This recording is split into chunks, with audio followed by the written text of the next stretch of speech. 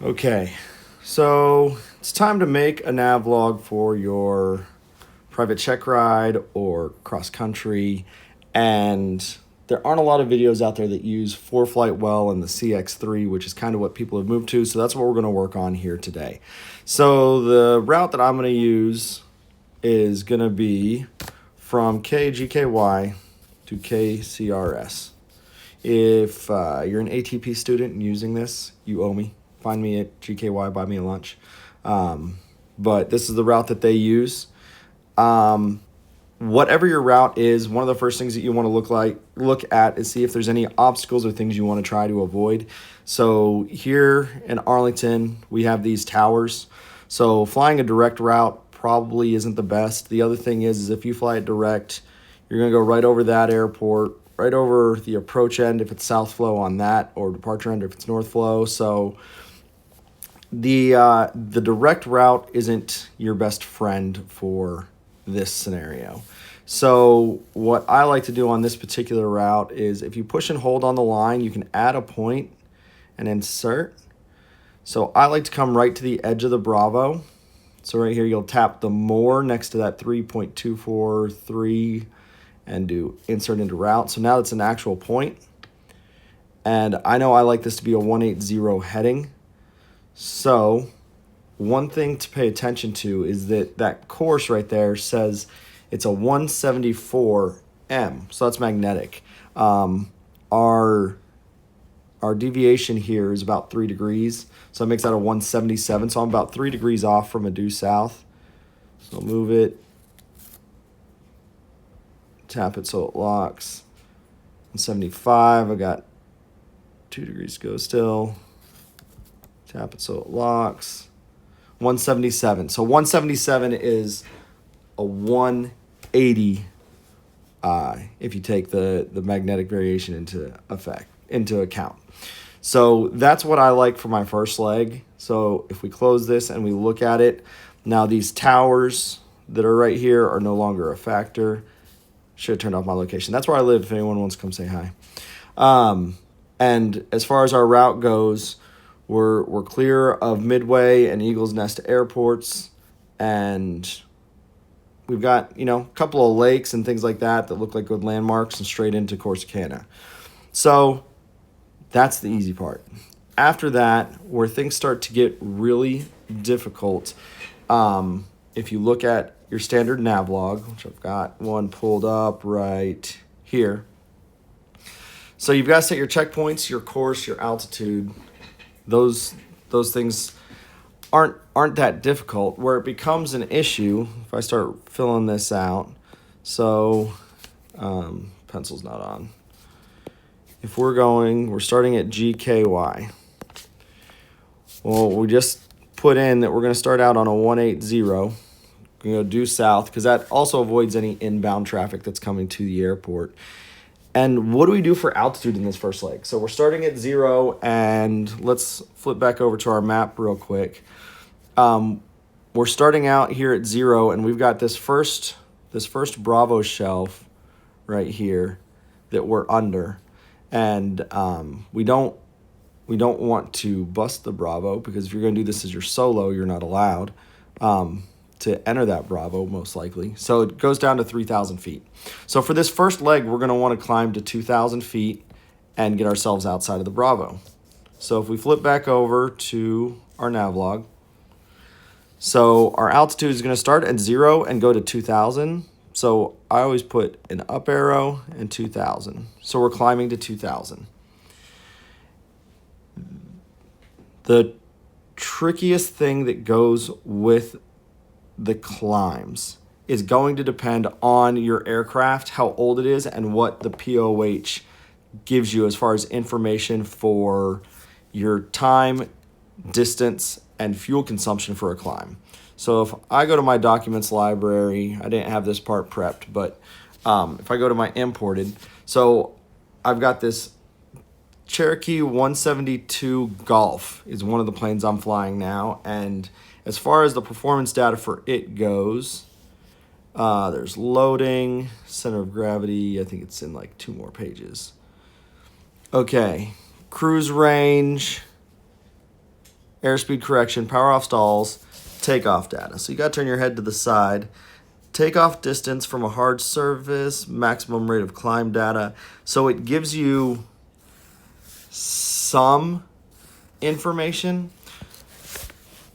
If we juxtapose this to, let's say, this Cessna 172 short field takeoff,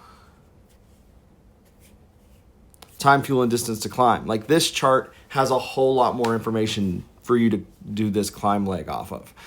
If you don't have a newer POH that goes into detail, do some Googling, do your best guess, and then that's one of the reasons that you're going to fly this leg a couple of times with your instructor. If you do have this detailed POH, always pay attention down here at the bottom. I already have it underlined from the last time I was explaining this to someone.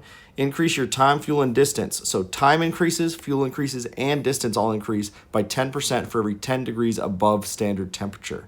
The distances are based on 0 winds. So make sure you're aware of any little bottom side notes that they have like that for you on your POH when you're doing this.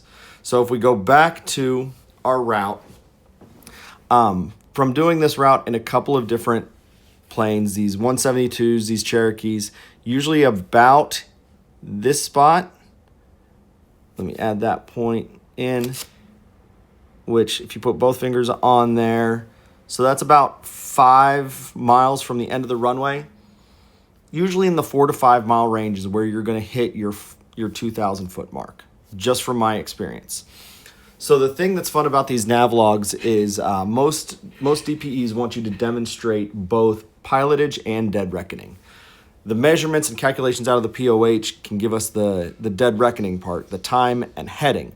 But for pilotage, if you tap up here where it says aero and VFR in the top left for your layers, drop that down, turn off your sectional. When you've got just your regular map, this can help you pick your landmarks. So every time I was going out with my instructor or with a DPE on these rides, I would always find a landmark. So for this one, if we use where the bridge, and it's the second bridge because there's also a bridge up here, where the second bridge leaves the peninsula, and I would draw a line to say this point, that's my visual landmark. So that if I was asked about it, I can show them very clearly. If you have all of this kind of stuff laid out and you demonstrate it as soon as your evaluation or check ride starts, by about the second one, they're like, okay, yeah, this person knows what they're doing. We got no issues. For my second point, I use the south end of this quarry. If you've flown on the south side of DFW and haven't noticed this, watch for it the next time you go out there. You can see that thing from about 15, 20 miles away, no problem. So as soon as I am abeam that point, I know I have cleared the Bravo, and I can start my climb up to my actual cruise altitude and turn for, oops, I didn't lock that point in, and turn for my direct to Corsicana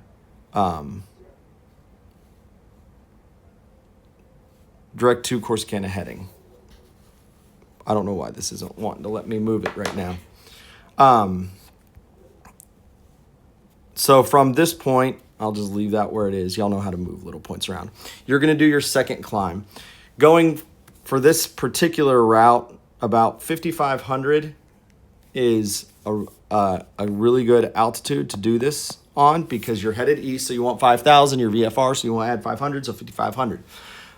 You can do it at 3,500. My line of thought has always been if I can get to 5,000 and then back down from 5,000 in time, why would I not want to have the extra added benefit, the extra glide path of being able to be at 2,000 feet higher in case I do have any problems? So that 3,000 foot climb is going to be about 7 miles, which should be about here. Oh, can't get 2 fingers on at the same time. Yeah, pretty close. The reason that I know that is I know what landmark I typically use for this. So from here, tap the numbers, we put in a point. So right here where Business 287 and 287 split is Waxahachie High School. It looks like a college campus. It is huge. that is my top of climb 2. This is my turn. I'll go ahead and label this one 2. Top of climb 1. Okay, so after you have those points, next you got to figure out your descent. Descent rate that we're told to use is that we descend 1,000 feet across 3 miles. So if we're at 5,500 TPA at Corsicana, so you got a field elevation there of 449, so traffic pattern altitude of 1,500. So we're going from 5,500, I'll write some stuff here. We're going from 5,500 feet down to 1,500 feet. So when we subtract that, that's a difference of 4,000. If we need 3 miles for every 1,000, so then we got 4 times 3 equals 12. And then we add another 3 mile cushion. So 15 miles before Corsicana is where we want to start our descent. So we can have a nice, slow, gradual descent at like 90 knots. And so we pull that throttle back a little bit and pitch down, get a nice 90 knot, 300, 500 foot per minute descent. So 15 from Corsicana is right there. So if you put your fingers there and get your 15, what I've done, so you measure it like that, then I grab my pencil, that y'all can't see me doing, and I get my pencil ready, and right where the end of that mark is, I put a purple mark, because as soon as I start to move the map, that measurement goes away. So on this one, this is a trickier thing to see, but this creek bed right here is a great reference point. The problem is there's a creek bed right here too, and I've seen several people confuse which creek bed is their point. So the correct creek bed, this giant pond and this house with the red roof and all the barns have red roofs, is easy to spot if you're looking for it. This pond somehow always has water just reflecting right off of it. Like, it's perfect to see. So if you use that as your point, as your visual reference point, that's how you know when to start your descent. So put the line there for what my visual is. That's top of descent. So this leg in between here is 20 miles. So you really only need one spot in between there. If we measure out 10 miles, we'll do the same trick, 10 miles, hit it with the pencil. Now the thing to know is it doesn't have to be at exactly the 10-mile point. We just need to have reference points somewhere in the middle of there. So you've got a sharp turn in the highway here you could use. You could back it up a little bit and use the south end of Lake Waxahachie. You could move it further this direction and use the north end of Lake Bardwell. Anywhere in here, you just pick what you like as the visual reference, and then you put your dot. The reason it's important to have all of your dots on here is because ForeFlight's now going to help you get a lot of the information that you need for your wind and temperatures and all that kind of stuff for your Navlog.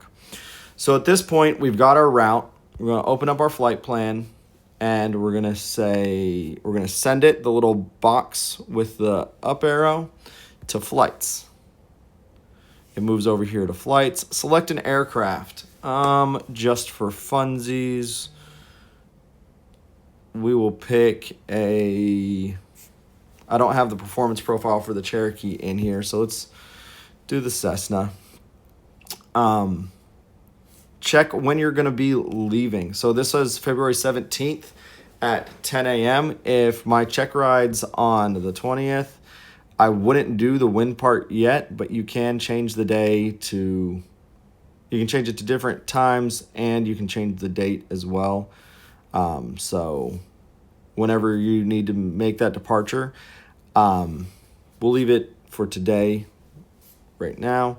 Come down here, double check your altitudes. So it says I'm going to do 6,000. I'm not going IFR, so change it over to VFR, go to 4,000. The other thing, I did that kind of quick, it populates for you.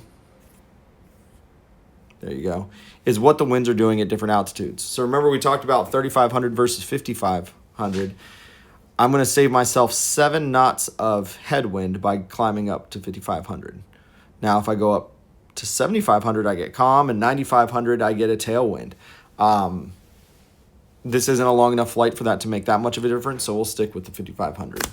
But be able to talk through that stuff on an eval with a DPE, just because it's important stuff to be able to explain why you pick the altitude, not just, well, I'm headed east. So after you have this information in here, you hit the little briefing button, and it's going to make your packet for you. Now, if you aren't making these packets, you should before any big flight, because it gets you all the things for your NW craft. NOTAMs, weather, known ATC delays, outages, all that kind of stuff. It's in here. The main one that's important for making the Navlog is on this left side. If we click on forecast and winds aloft. So each of these numbers over here on the left edge, it won't let me highlight those in any way, but yeah, those ones are your points that we just put down on the flight plan. So at Arlington, we're starting at the ground and going up to 2,000 feet. So this section right here is what we would use for our winds data. We'd use probably the same column for our top of climb 1 for that 2,000 foot leg coming out of the Bravo. Then once we clear the Bravo, maybe that first one, we use the 3,500 while we're climbing up to 1,500. And then once we're at 1,500, we move over here to the column that it has highlighted, because that was our planned altitude. I know I just said a lot of things. Let's flip it back over to the Navlog. So over here on the Navlog, GKY, we have our course. So next it asks for our wind, direction, velocity, and temp. So like I just said, we're going to use this box here. So 153.14.2. 153.14.2. Let's zoom in. I can't write that small. 153.14 knots, 2 degrees. So that's where we get that info. So the next one, our next spot here was going to be our top of climb 1, which is still a 180. We know that because we go here. Let's switch back and forth on some things for a second. So 177, but it has that M. It's magnetic. I'll show you this on the sectional, so it's not just believing me in case you're not doing this for this area.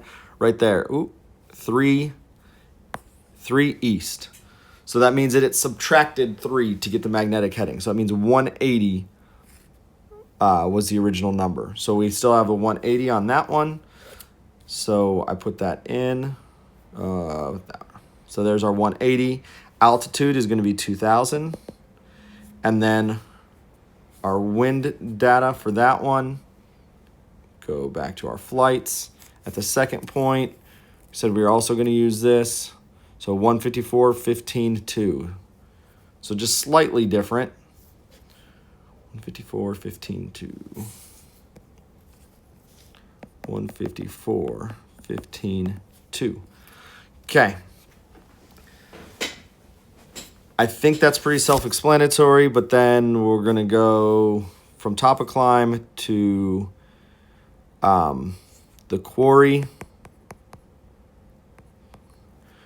to top of climb 2, top of climb 2 to Lake Hatchie to TOD Red House to CRS.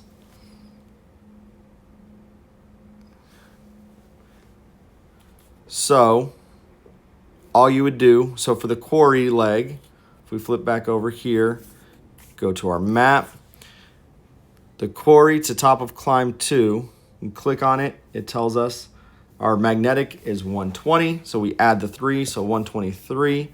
So we come over to our Navlog, 123. And the reason that I didn't make it all zigzaggy is so that if I'll click on a couple of these real quick. 123, 123, 125, 124. So 124, 125, 123, 123. If we do 123 the whole way, it works. The only reason that it's off is that if you can see this line right here bows up a little bit. I moved that dot a little bit north on accident when I was putting that line. I'm using 123 the whole way. So go back to here, 123, 123, 123. Simple enough on that part. Our altitude, this one is a climb to 55. And then we were 55, 55. Oops, I did too many fives. 55, and then descent to 15. Now we go from there back to ForeFlight, back to our flights. So the climb, this one's our climb. So 189, 19, 2. 189, 19, 2. 189. All right, I forgot what I said. 19, 2. 19, 2. Then the next two are at elevation. So we've got all of our elevation ones are 223, 24. 223, 24. We have 223, 24. 223, 24. Then our descent. So we're descending.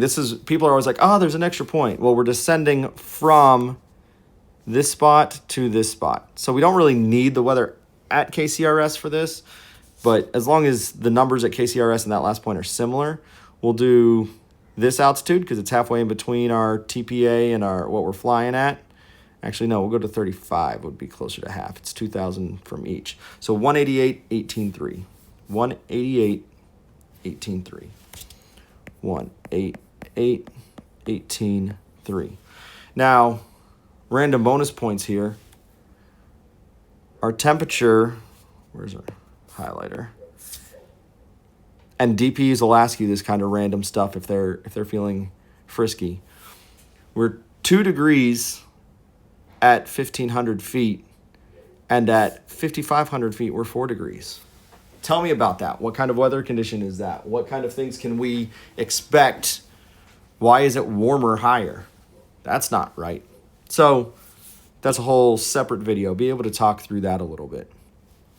Now, calculated airspeed, true airspeed, that should be something that you can do with your POH. Like I showed before, depending on the years of the POH, some are better for it than others.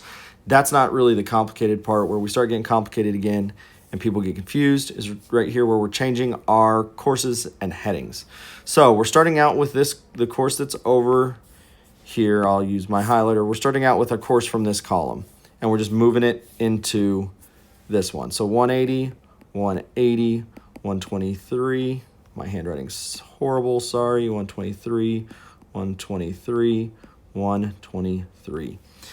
Then we have to convert it from true course to true heading. And it tells you right here what we need is the wind correction angle. Way simpler than that. What we're going to do is we're going to bust out the CX3. I should do this on a split screen. Hold on. Split view with this. Look at me being all technological and stuff. On your CX3, if you've got this actual calculator or you're using the emulator like I'm using here, use an emulator if you have a friend that you can borrow one from. You have to use the real one to go in for any of your written exams. Okay, so right here in the top left corner is FLT. Right next to it, the plan is one we want. So we're going to do plan. We're going to do leg 1. So the distance. I didn't bring the distance over yet, but if I switch to ForeFlight on the map, one thing to know, I'll do it on this one, see if it shows us a good one. So the distance shows it's 10 nautical miles.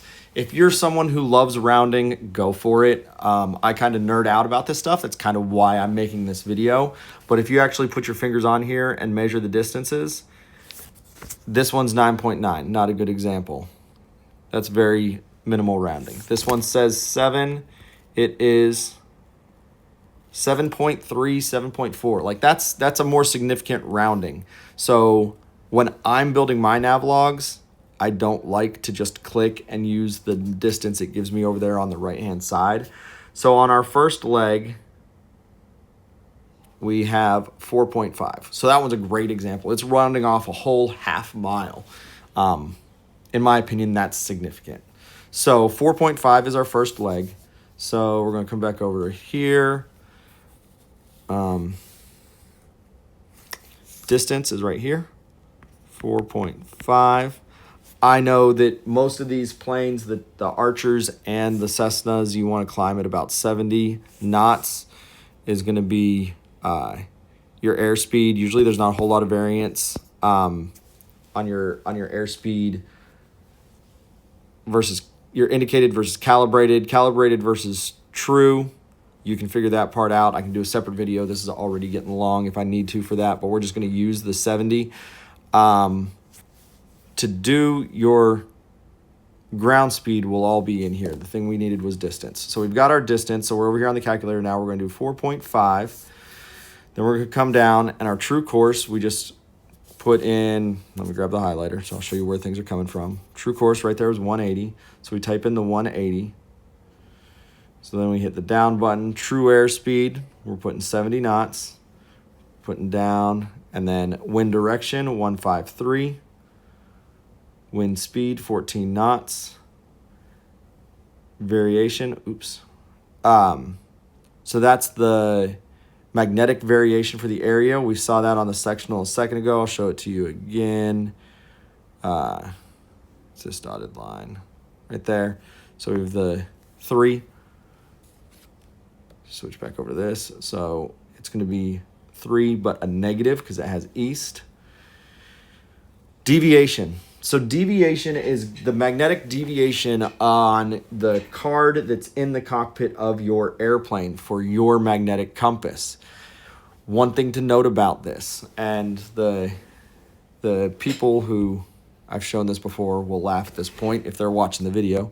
We'll switch it to the pencil. I always change this box and I put a dash through it like this if you are using a G1000 or dual G5s plane. The reason why is your mag compass has deviation. Your G1000 or G5 does not. So deviation you leave blank because it's also different based on the heading that you're going at that point. You have to check that after you have all this other stuff in. So don't put anything for that into the calculator. Fuel rate, depending on what you're flying. If you're 140 horsepower, you're going to be about 7 gallons an hour in cruise, about 8 or 9 in 180 horsepower plane. Your climb, you're going to be doing an additional 20% fuel burn. So look this one's a climb leg, so your burn's going to be a little different. If we just use 8 and say that's the standard for cruise, then down here, it's going to start giving us all the stuff we need to fill in these other boxes. So true course, then wind correction angle. So right there it shows us our wind correction angle is a -5. So switch back to my pen, -5.